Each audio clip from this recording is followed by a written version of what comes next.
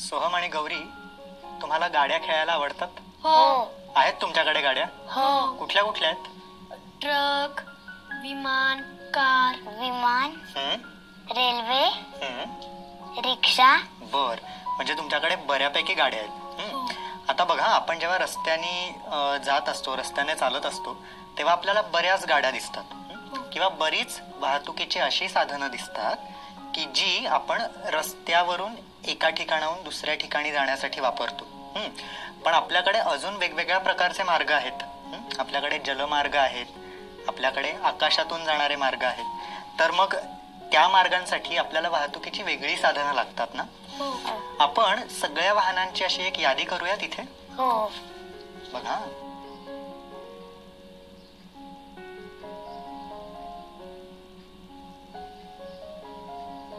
वाहतुकीची साधने. मला बरीचशी नावं तुम्ही सांगितलीच आहेत, पण परत एकदा ती नावं सांगाल? कोण सुरुवात करते? मी सुरुवात करू. सांग. बस, रिक्षा, ट्रक, ट्रेन. बर, आपण ट्रेन असा शब्द लिहूच यात, पण आपण आगगाडी असा पण शब्द लिहूयात का? हो.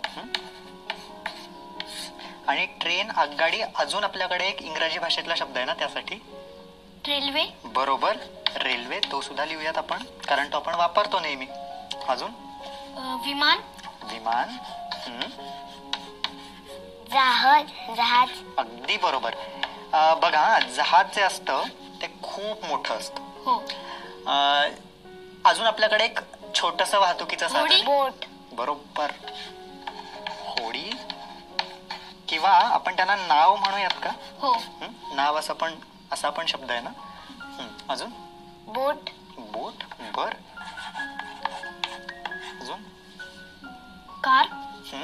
आपण चारचाकी गाड्या असं लिहूयात, म्हणजे त्यात सगळ्याच प्रकारच्या गाड्या येतील. हो. चारचाकी गाड्या. बर, चारचाकी गाड्या तर रस्त्यावर दिसतातच आपल्याला. हो. अजून कुठल्या गाड्या दिसतात? दुचाकी. अगदी बरोबर, दुचाकी गाड्या. अजून अशी काही नावं आठवत आहेत का रे? आता ह्या ज्या सगळ्या गाड्या आहेत किंवा ही वाहतुकीची जी साधनं आहेत ती आपण आजही वापरतो ना, पण पूर्वीच्या काळी काही ही साधनं नव्हती. म्हणजे यातली काहीच होती की होडी असे पूर्वी, किंवा बैलगाडी. बरोबर. घोडागाडी. बर, बैलगाडी किंवा घोडागाडी. सायकल. अगदी बरोबर, सायकल. खूप नावं जमवली ना आपण. आपण एकदा वाचूयात.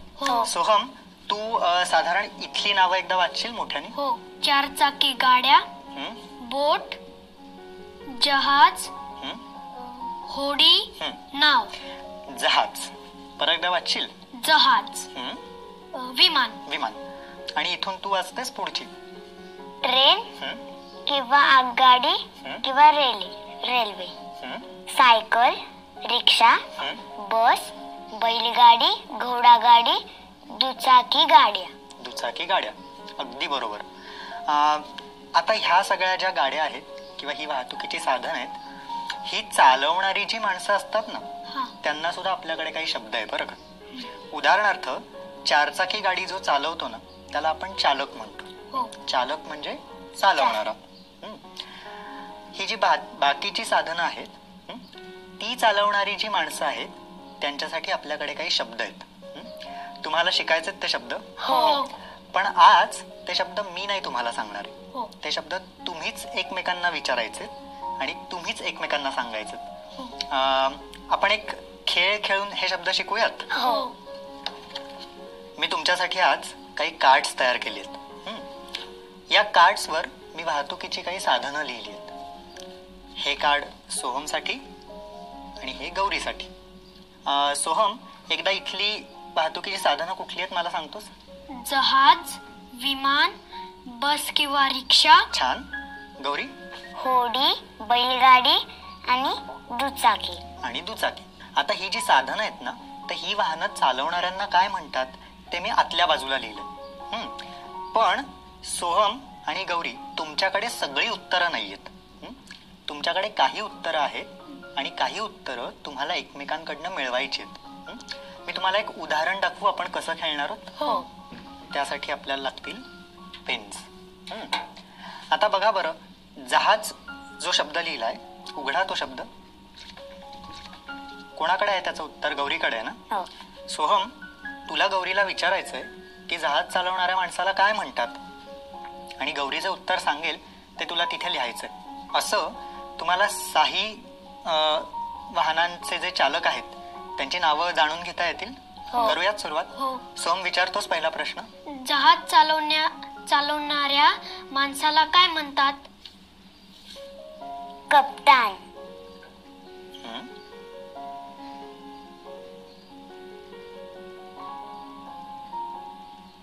गौरी, पुढचा प्रश्न विचारतेस तू. विमान चालवणाऱ्या काकांना काय म्हणतात? वैमानिक.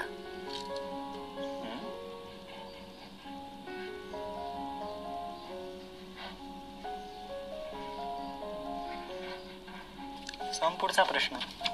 बस आणि रिक्षा चालवणाऱ्या काकांना काय म्हणतात? चालक.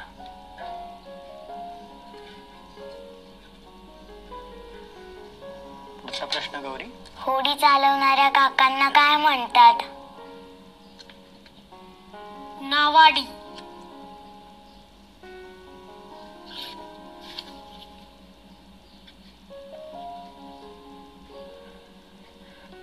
सोहम, पुढचा प्रश्न.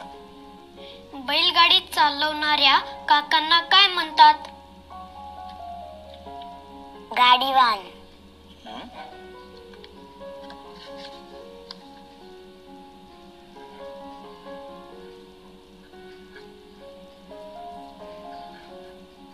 आणि गौरी, शेवटचा प्रश्न. दुचाकी चालवणाऱ्या काकांना काय म्हणतात? स्वार किंवा चालक. स्वार किंवा चालक. स्वार किंवा चालक.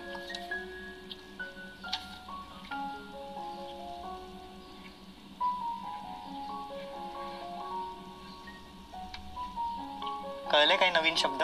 हो. आणि हे वाहन चालवणाऱ्या काकांना काय म्हणतात ते कळलं आता? हो. तुम्हीच एकमेकांना सगळे शब्द सांगितलेत आणि तुम्हीच ते शब्द लिहिलेले आहेत. हो. तर मी विचारू, सांगता येतील? हो. बघा बरं, बैलगाडी चालवणाऱ्या काकांना काय म्हणतात? गाडीवान. बरोबर, गाडीवान. विमान चालवणाऱ्या माणसाला काय म्हणतात? वैमानिक. वैमानिक. बरोबर. आणि जहाज चालवणाऱ्या माणसाला काय म्हणतात? कप्तान. कप्तान. सांगा, होडी चालवणाऱ्या माणसाला काय म्हणतात? नावाडी. नावाडी. बरोबर. तर हा जो नावाडी आहे ना, त्याच्यासाठी आपल्याकडे अजून एक शब्द आहे. तो शब्द आहे नाखवा. काय? नाखवा. म्हणजे हे जे नावाडी दादा असतात त्यांना नाखवा दादा असं सुद्धा म्हणतात. हो. माझ्याकडे या नाखवा दादाचं एक चित्र आहे. मी ते चित्र तुम्हाला बघायला देईन. तुम्हाला त्या चित्रामध्ये तो नाखवा दादा दिसेलच, पण आजूबाजूच्या बऱ्याच गोष्टी दिसणार आहेत. त्या सगळ्या गोष्टी बघून मला जास्तीत जास्त शब्द सांगू शकाल त्या चित्राबद्दलचे? हो.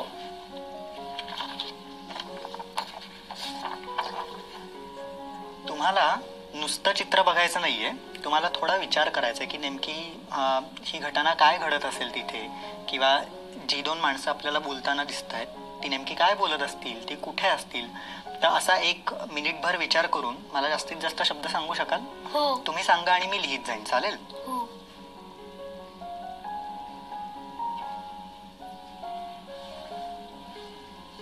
सापडलेत जास्तीत जास्त शब्द? हो. लिहूयात आपण. हो. आता तुम्हाला सांगायचे आणि मी लिहित जाणार आहे. सोहम, करतोस सुरुवात? हो. बोट. नावाडी दादांची टोपी. बर. नावाडी दादांची टोपी. छोटा मुलगा.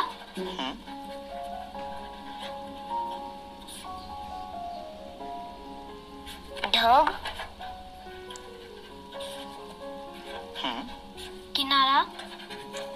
अगदी बरोबर. समुद्र. वाळू. छान. अजून? ते काय करतायत दोघं? बोलतायत. ते गप्पा मारतायत म्हणून आपण नाखवा गप्पा दादा. लिहूया. नाखवा दादा. बरोबर.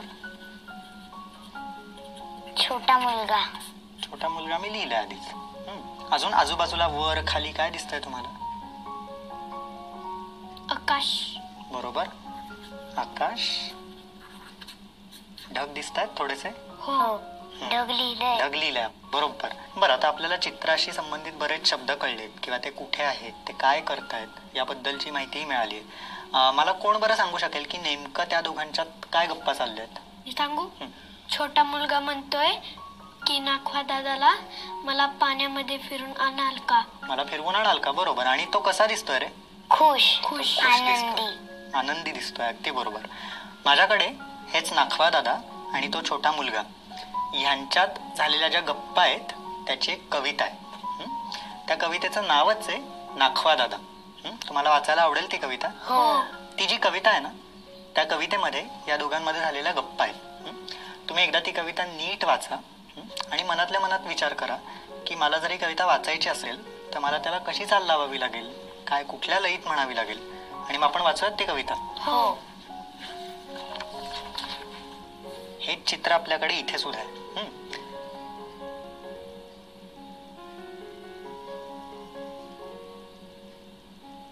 झाली. झाली वाचून? हो. ही कविता कशी म्हणता येईल त्याबद्दल काही सुचलंय? हो. कोण सुरुवात करताय? मी होतो. वाच. नाखवा दादा खाडी पल्याड न्याल काय? खाडी पल्याड यावेळी सोन्या तुझे काम काय? खाडी पल्याड उंच डोंगर, डोंगरावर हिरवे रान, सकाळच्या कोवळ्या उन्हात दिसेल किती छान छान. मस्त. पुढची कविता गौरी वाचणार आहे. हिरव्या राणी शुभ्र ससे, सस्यांचे डोळे लाल लाल, त्यांना पाहून रागाने गुंजा आपले फुगवतील गाल. फुला फुलात फुलपाखरे, फुलपाखरांचे सोनेरी रंग, उन्हात त्याच्या संगे नव्हती पक्षी आपले. मी तुला सांगतो, तू म्हण. उन्हात त्यांच्या संगे नाती, पक्षी आपले फुलवून अंग. उन्हात त्याच्या संगे नाती, पक्षी आपले फुलवून अंग. पुढची कोण वाचणार आहे? पानापानात दवबिंदू, दवबिंदूचे हिरे लाख, कोवळ्या उन्हात जगमगती, आभाळाचे निळे पाख. अगदी बरोबर. आभाळात रंगीत ढग, ढगांमागे इंद्रकमान, कमानीवर घेऊन झोके पाहायची आहे. पायची आहे खाडीशी शान. नाखवा दादा खाडी पल्ल्याड न्याल काय? सोन सगळ्या कवडशा, सोन सळ्या कवडशा, सोन सळ्या कवडशा न नेऊन चालेल काय? नाखवा दादा खाडी पल्ल्याड नेण्यासाठी काय घ्याल? काही नको सोन्या मला, पापीसाठी गुबरे गाल. मस्त. या गप्पा आल्या लक्षात? हो. तो मुलगा काय विचारतोय नाखवा दादाला? मला खाडी पल्ल्याड न्याल का? मला खाडी पलट न्याल का? आणि नाखवा दादा पहिलं उत्तर काय देतो रे? तुझं काय काम खाडी पल्ल्याड? बरोबर. तुला का जायचंय? तुझं काय काम आहे तिकडे? आणि त्याच्यानंतर तो जो मुलगा आहे छोटा, तो नाखवा दादांना खाडी पल्याड असलेली सगळी गंमत सांगतो. आणि मग त्यानंतर शेवटी नाखवा दादा काय उत्तर देतात? काही नको सोन्या मला, पापीसाठी गुबरे गाल. बरोबर.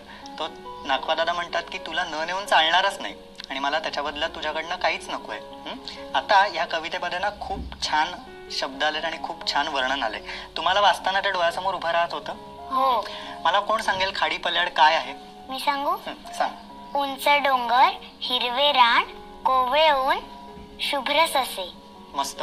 आणि ते जे ससे आहेत त्यांचे डोळे कसे आहेत रे सोन? लाल लाल. बरोबर.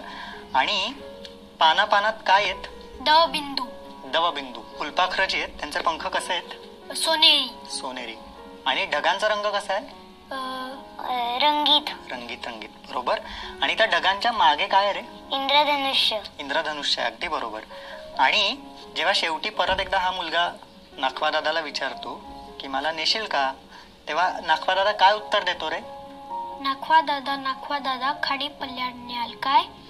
सोन सळ्या कवडशा न नेऊन चालेल काय? म्हणजे तो काय म्हणतोय? की तुला न नेऊन मला काय मिळणार आहे? बरोबर. तुला न नेऊन चालणारच नाही, तुला न्यायलाच पाहिजे तिकडे. बरं, नाखवा दादा म्हणतोय की तुला न नेऊन चालणारच नाही, मला तुला न्यायलाच पाहिजे. त्यावर तो छोटा मुलगा नाखवा दादांना काय विचारतो? तिकडे नेण्यासाठी काय घ्याल? बरोबर. आणि नाखवा दादा काय उत्तर देत आहेत? काही नको सोन्या मला, पापीसाठी गुबरे घाल. म्हणजेच काय म्हणतात नाखवा दादा? मला काही नको, मला तू खुश असलेला हवायस. बरोबर. आणि मला तुझ्याकडनं वेगळं काहीच नकोय, मला फक्त तुला आनंदात बघायचंय. तुला काय सांगायचंय सोहम?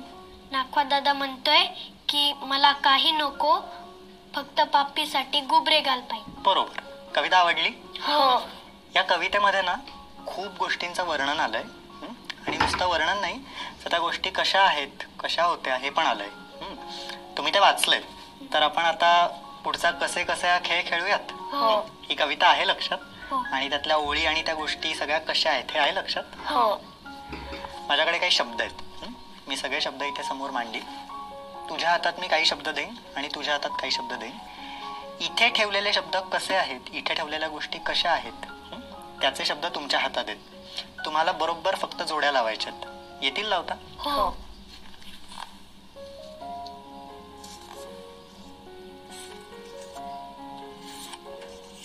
सोहम, एकदा इकडचे सगळे शब्द वाचतोस? ढग, पाख, रंग, डोळे. पाख म्हणजे पंख. आणि गौरी तू वाचतेस? ससे, ऊन, रान, डोंगर. बरोबर. गौरी तुझ्यासाठी हे 4 शब्द आणि सोहमसाठी हे 4 शब्द. एकदा फक्त हातातले सगळे शब्द वाचा बरं. उंच, शुभ्र, निळे आणि कोवळे. आणि गौरी? सोनेरी, रंगीत, हिरवे, लाल. बरोबर. आता सोहम, आधी तुझ्याकडचे सगळे शब्द ठेवतोस तू? बघ, इथे शब्द आहेत का, इथे आहेत का? निळे, शुभ्र, ससे, कोवळे, ऊन, उंच, डोंगर. आणि गौरी? रंगीत, ढग, सोनेरी रंग, हिरवे रान आणि लाल डोळे. बरोबर. सोहम, एकदा सगळ्या इकडच्या जोड्या वाचतोस? रंगीत ढग, निळे पाख, सोनेरी रंग, लाल डोळे. बरोबर. गौरी? शुभ्र ससे, कोवळे ऊन, हिरवे रान, उंच डोंगर. मस्त. आता बघा, कवितेत समजा हे शब्द वापरले नसते, म्हणजे रंगीत, निळे, सोनेरी, लाल, शुभ्र, कोवळे, हिरवे, उंच, हे जर शब्द वापरले नसते तर कविता वाचताना मजा आली असती? नाही ना. नुसतं ससे आहेत, ढग आहेत, रान आहे असं म्हटलं असतं तर मजा आली असती? नाही. म्हणजे आपल्याला एखादी कविता फुलवण्यासाठी त्यात आपण ज्या गोष्टी वापरत आहोत त्या कशा आहेत हे पण सांगायला लागेल. तर ती कविता जास्त छान होईल. हे आलेत सगळे शब्द लक्षात? हो.